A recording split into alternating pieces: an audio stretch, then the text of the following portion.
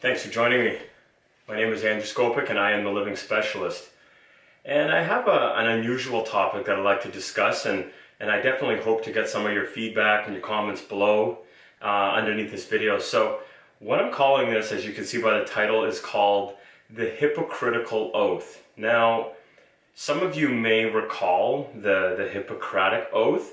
That's something that doctors swear on when entering into practice or into med school. Now, I'm not a doctor, nor do I claim to be, but for those of you that are familiar with the Hippocratic Oath, the main phrase that many of us are sort of familiar with is the first do no harm. And so let's go back a little bit and kind of cover that, just dust off on who Hippocrates was. He was somewhere alive, they say, between 360 to 480 BC, and he was known as the father of medicine. And he had a lot of other really, really popular and famous quotes, like, let food be thy medicine. And, there's a lot of ancient teachings that we can learn from, and many cultures, mainly North America, we've gotten away from those sort of rooted traditions.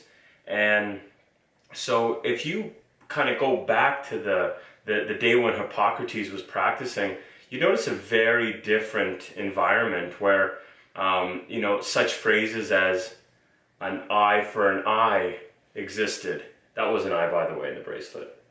And, so if a physician inflicted harm on another, in fact, that physician would often have, there would be repercussions or some sort of harm put onto the physician themselves. So, it starts to make you wonder, well, let's take that premise and how Hippocrates saw things then, and let's bring his Hippocratic Oath, and I'm actually going to read just a modern sort of translation of what was said then that has obviously transcended to the present, and then let's take a look at that in the modern form and have a little discussion on what we see in the current medical climate. And I'd love to get your opinions, because I have some experiences that I definitely like to share with you. So let's do this. So the first one is here, and again, there's the translation, and it's obviously coming from medieval Latin, the Hippocratic Oath combining Hippocrates.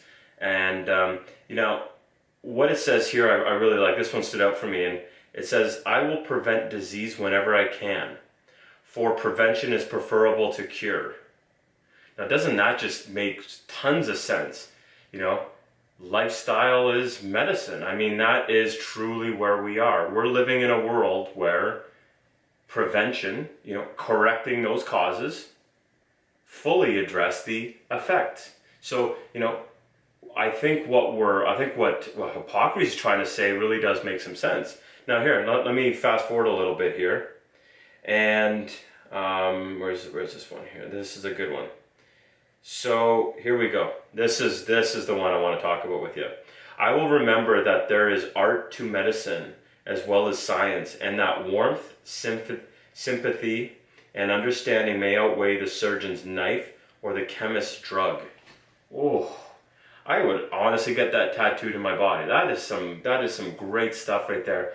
Now, many of you, including myself, have experienced, what modern medicine, for the most part, has to offer.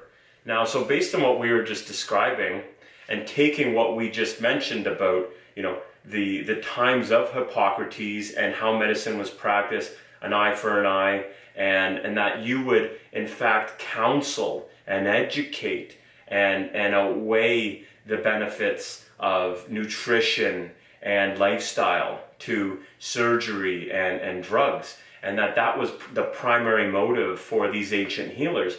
And there's still many, many healers out there that practice methods like this. And in fact, there's a lot of alternative alternative doctors that have this sort of method. And from naturopaths to osteopaths to chiropractors. And it's such a nice variety out there where you can really go check out the landscape and see what's my feeling or what's my reading and what are the feedback I'm getting. And it's always good to shop around, just like you do when you go get, say, a new pair of shoes. And so let's bring that idea back. But what's changed? I mean, this is really what I wanted to ask you guys. And again, I love the feedback. And what I'm feeling here is something's been lost. There's something has been lost in translation. It's a great movie. You want to check it out by Bill Murray. And no, I'm not giving any plugs. Now, what has happened here is we've gone from first do no harm, eye for an eye, prevention is medicine, to a place where now, from what I could see and many of you can see, diseases, they're at all-time high. Iatrogenic illnesses or diseases are in fact number 3 on the list for deaths.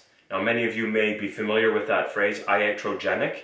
You have to spell it out, but it starts with IA and then TRO, I believe, GENIC, and that's physician or hospital-related deaths. So I personally have had people that I've known to go into the hospital as an example. This is just one example.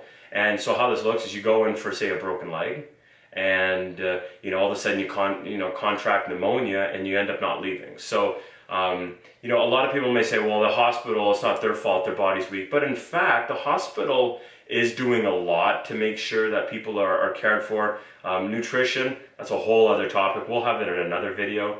But nosocomial is also a phrase given to airborne pathogens.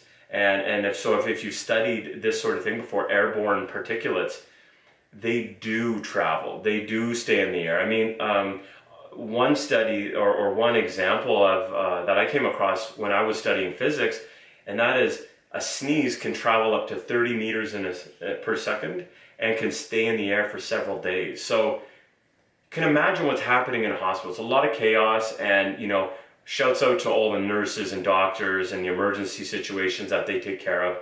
But I think we've allowed modern medicine to get a little bit ahead of itself. And I think what we need to start doing is be more practical. So, if a bone is sticking out of my leg, yeah, please help me.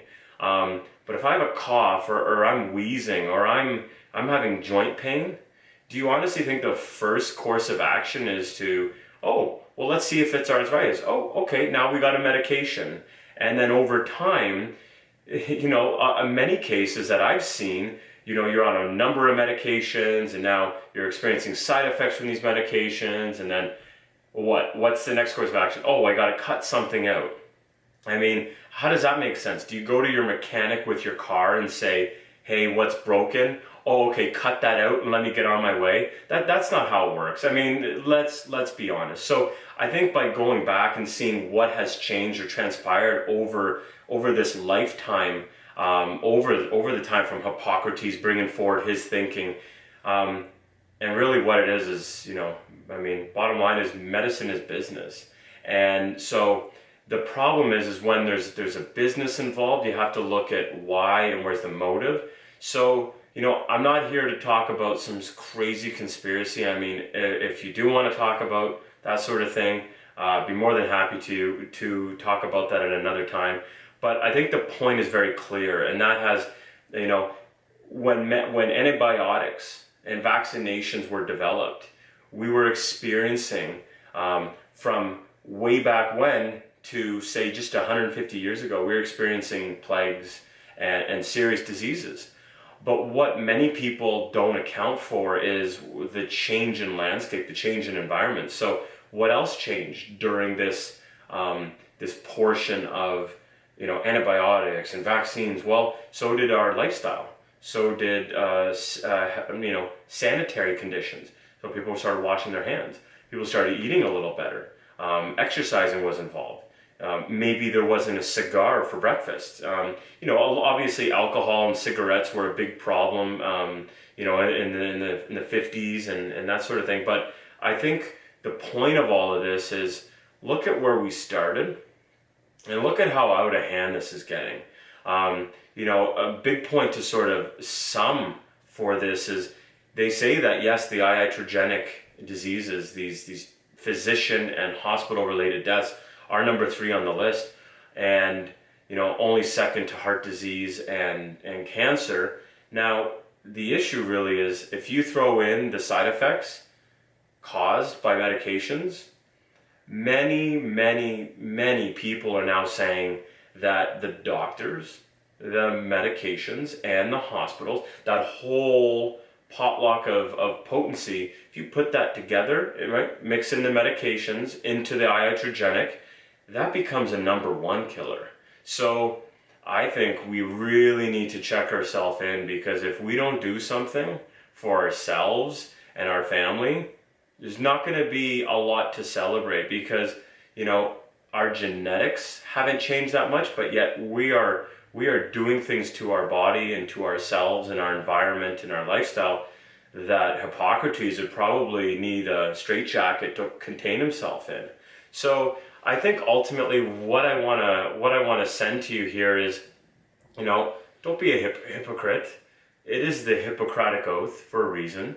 And to be hypocritical really takes everything that is so decent, so real, so honest, and so caring, and it flips it.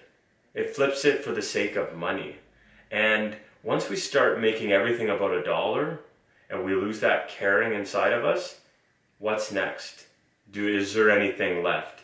So I want to leave you with that point. I'd love to see what you think. Give us some shout outs. And remember, you are the living specialist, and we'll catch you real soon. Take care.